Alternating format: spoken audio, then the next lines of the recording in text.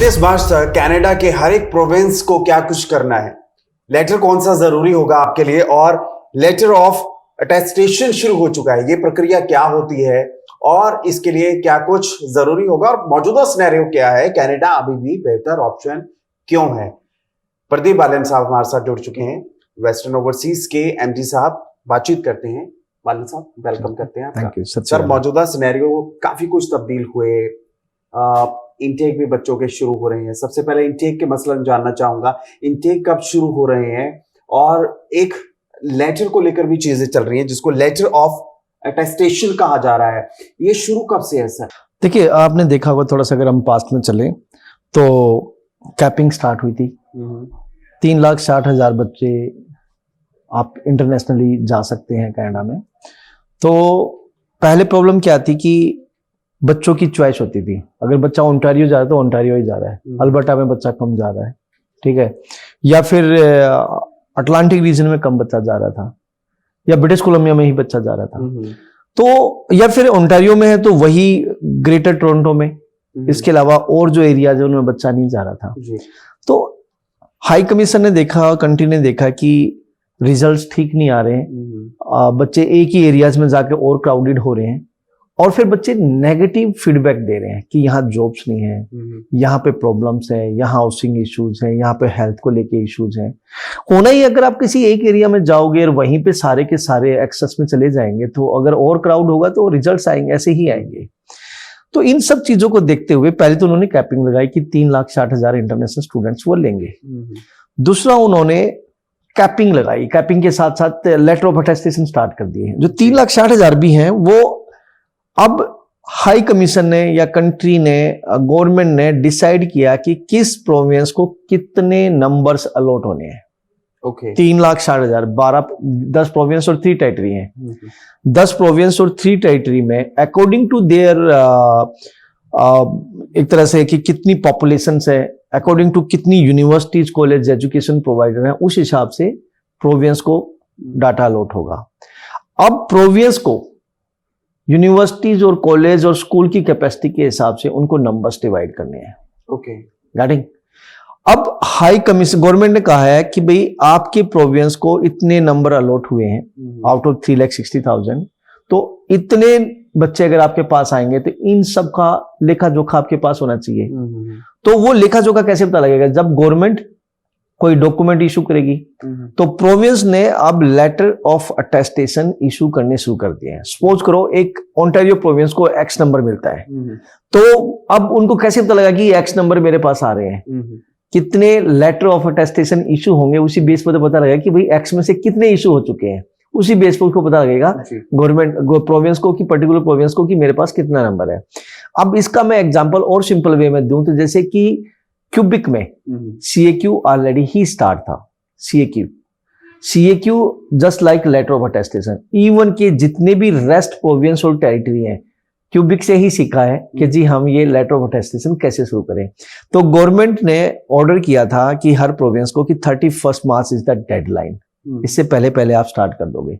तो मई इनटेक में या सितंबर इनटेक में जिन बच्चों के ऑफर हम इशू करा चुके थे, ठीक है, उनको हम अब फाइल लॉन्च नहीं कर सकते थे। रीजन बिहाइंड दिस, क्योंकि लेटर ऑफ अटेस्टेशन अभी प्रोविंस में देने थे, लेकिन स्कूलिंग वीजा और मास्टर्स एंड PhD में विदाउट लेटर ऑफ अटेस्टेशन के हम फाइल लगा सकते हैं और लगा भी रहे हैं। तो ये letter of attestation is required only for UG and PG programmes.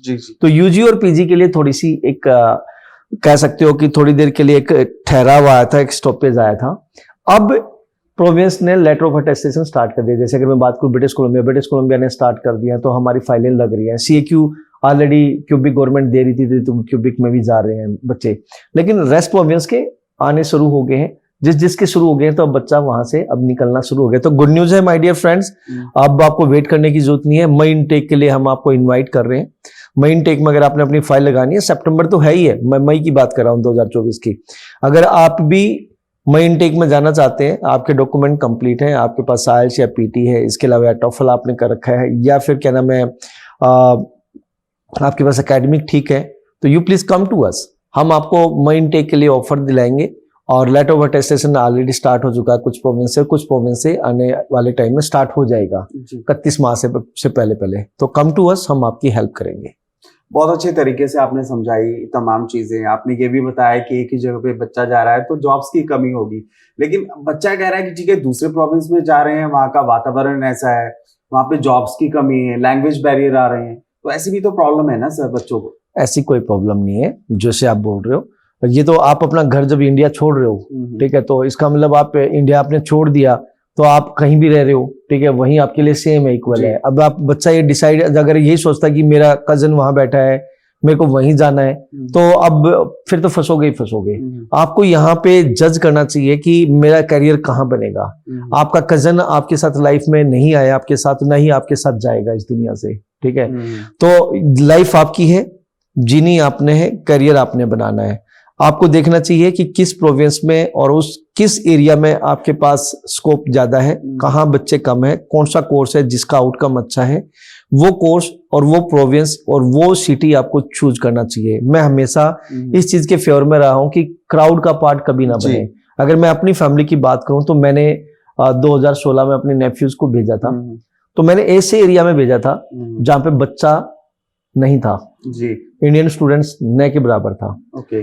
और उस बच्चे का 2.5 साल में पीआर आ गई थी, ठीक है। आज वो इमिग्रेशन लॉयर भी है जी, और उस कंट्री का सिटीजन भी है और वेस्टर्न ओवरसीज की 2 ब्रांच भी चला रहा है। तो आप अगर प्लानिंग के साथ अपना डेस्टिनेशन या अपनी यूनिवर्सिटी कॉलेज और अपना एरिया चूज करोगे तो आप कामयाब होगे। अगर नहीं चूज करोगे और यही अगर रिश्तेदारी को देख के, फ्रेंड सर्कल को देख के चलोगे तो प्रॉब्लम आएगी। जो आपके फ्रेंड्स है ना या जो आपकी रिश्तेदारी है वो फॉर द टाइम बिंग है।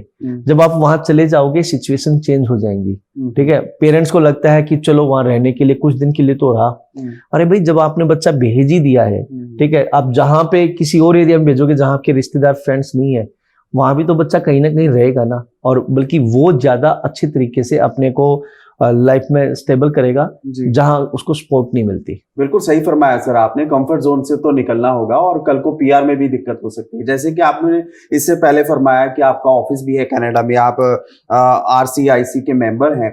कितना ज्यादा फायदेमंद होता है जब आप इस तरह के मेंबर हो और कनाडा में भी बिजनेस रन कर रहे हो? देखिए, आरसीआईसी जो है they are the only recommended consultant by the high commission. आप हाई कमीशन की वेबसाइट पर गए, वो खुद बोलते हैं कि जी एजेंटों से बचो, और जो रिकमेंडेड बाय अस है, रिकमेंडेड बाय हाई कमीशन है, उनकी लिस्ट ये है। तो आरसीआईसी है, उनमें से मेरा भी एक नेफ्यू है अंकित, और ही इज द आरसीआईसी। कनाडा में हमारे 2 ऑफिस है। तो हम बच्चों को यहाँ से airport pickup, accommodation, home sickness है, कोई प्रॉब्लम है तो हम हेल्प करते हैं। बच्चे को नेक्स्ट ईयर की एजुकेशन का उसने कोर्स चेंज करना है, कॉलेज चेंज करना है, नया प्रोग्राम लेना है तो हम उसकी हेल्प करते हैं। कल ने बच्चे को अपने पेरेंट्स का वीजा अप्लाई करना है तो हम अप्लाई करते हैं। कल ने बच्चे को अपने स्पाउस को बुलाना है, डिपेंडेंट वीजा डालना है तो वी आर देयर। इसके अलावा बच्चे ने खुद अपनी पीआर अप्लाई करनी है, सिटीजनशिप अप्लाई करनी है तो हम वहां पे हैं।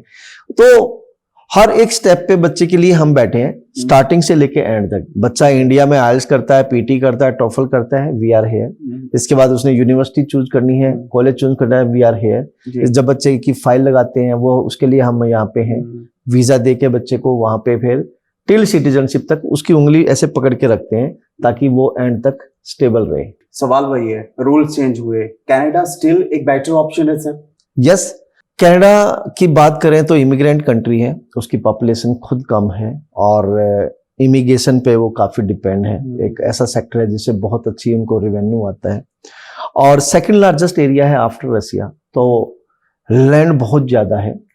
तो दूसरा यूएस के बॉर्डर पे है। जिस बच्चे के पास कनाडा की पीआर है, ठीक है, वो यूएस में भी आराम से जाके, जो सिटीजन है वो वहां जाके काम कर रहे हैं। मेरे कितने फ्रेंड्स हैं जो रहते हैं कनाडा में बट यूएस में काम करते हैं। और इसके अलावा जो बच्चा स्टूडेंट वीजा पे ही जाता है तो जब उसका ब्रेक होता है या छुट्टियां, किसी भी टाइप की छुट्टियां आती हैं, उस टाइम बच्चा मोस्टली यूएस का वीजा लेता है। तो आप इंडिया से अप्लाई करके देखो, आपका वीजा आने के चांसेस कम है, वो भी टूरिस्ट वीजा। लेकिन if you are in Canada और आप ट्रैवल करने के लिए जाना चाहते हैं यूएस में तो you will get the visa. तो सारे फायदे हैं। एक ऐसा कंट्री है जो सिर्फ 2 साल की स्टडी के बाद 3 साल का वर्क वीजा देता है। एक ऐसा कंट्री है जिसमें आप पीआर ले सकते हैं इजिली। एक ऐसा कंट्री है जो मतलब एक तरह से वायलेशन से फ्री है, ठीक है। एक ऐसा कंट्री है जिसमें लेस डॉक्यूमेंटेशन की रिक्वायरमेंट है, एक ऐसा कंट्री है जो अपॉर्चुनिटी से भरा हुआ है। तो बहुत सारी चीजें हैं। अगर आप एरिया अच्छे तरीके से चूज करते हो, यूनिवर्सिटी कॉलेज अच्छे तरीके से चूज करते हो, कोर्स का सिलेक्शन अच्छे तरीके से करते हो और एक अच्छा एजेंट चूज करते हो, तो आपका करियर बनता है। बिल्कुल, बहुत बहुत धन्यवाद सर, आपने बहुत अच्छे तरीके से समझाया बच्चों को। तो आप देखिए, भीड़ में चल के फायदा नहीं है, थोड़ा अलग चलिए और कंफर्ट जोन से निकलिए। कनाडा स्टिल एक बेटर ऑप्शन है। ज्यादा इंफॉर्मेशन चाहिए तो नंबर चल ही रहा है, कॉल कीजिए, ऑफिस आए। नमस्कार।